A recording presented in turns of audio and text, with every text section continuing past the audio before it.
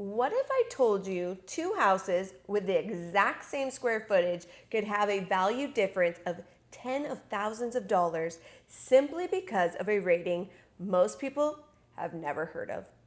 It's called the C1 through C6 condition rating system. And once you understand how it works, you'll start looking at properties the same way appraisers do.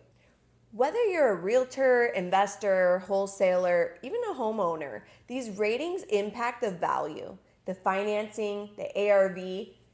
Today, I'm going to break down exactly what C1 through C6 means and how understanding these ratings can help you make better real estate decisions. I'm Vanessa Taylor. Let's jump in. Before we get into the ratings themselves, I want you to understand one important thing.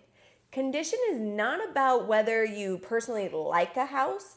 It's not about whether the kitchen is your style or if you like the flooring. It's about how the market views the condition of that property and how an appraiser categorizes it based on established guidelines.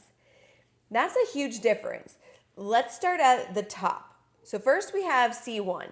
A C1 property is a brand new construction that has never been occupied, no physical depreciation, no wear and tear. This is the highest condition that you'll typically see. Most of us don't really encounter true C1 properties unless we're dealing with a brand new, straight from the builder.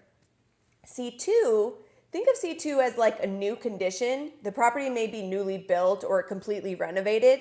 Everything is updated. Everything is functioning properly. There's little to no deferred maintenance. Many high quality flips strive to achieve a C2 rating.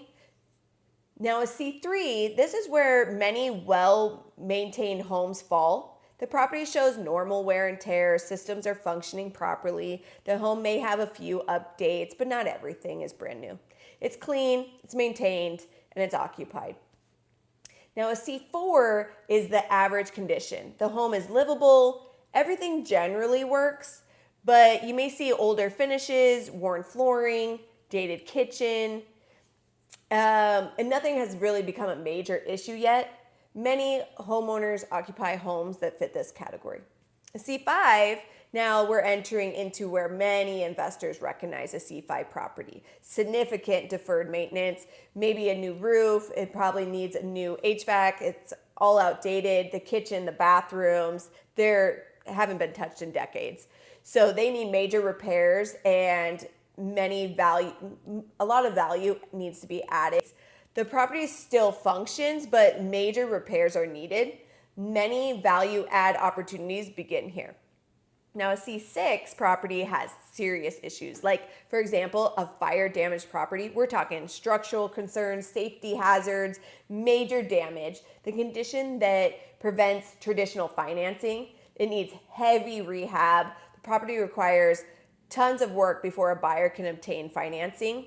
And here's where understanding condition ratings becomes incredibly valuable. I often see people compare a distressed property to a full renovated property and assume they're worth the same once they're close in size. But appraisers aren't simply comparing square footage, they're comparing condition. They're comparing the quality, the location, they're comparing the buyer reaction. Every one of those factors matters. If your subject property is a C5 and you're using a C2 property to estimate the value, you need to understand how those conditions differences affect the market, because value isn't determined by what we think. Value is determined by how buyers react, and appraisers are trained to measure that reaction. I learned this lesson on one of my own flips. I purchased a house that was built in 1970s, and when I first walked through it, it looked rough.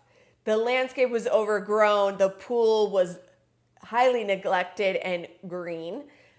The walls were stained yellow from years of cigarette smoke, the popcorn ceilings throughout the entire house, and the carpet's completely worn out. Shaggy brown carpet. The kitchen was outdated. The bathrooms look like they haven't been touched in decades. And at first glance, most people would have looked at that property and thought it was a disaster. But I saw something different. I saw good bones.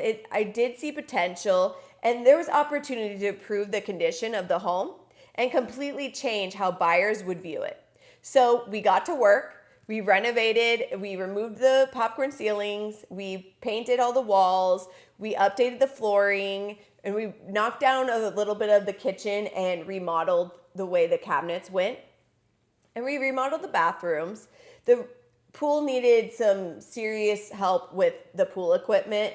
The light in the pool was not wired safely. So there was quite a few issues with the pool.